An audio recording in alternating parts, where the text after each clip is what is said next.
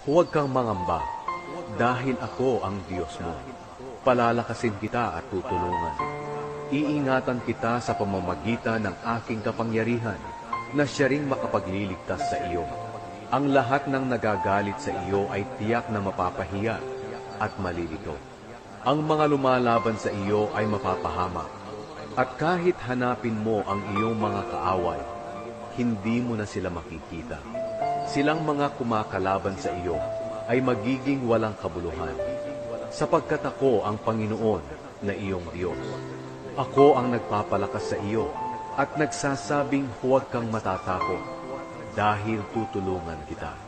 Kahit na maliit ka at mahina, huwag kang matatakot, dahil ako mismo ang tutulong sa iyo.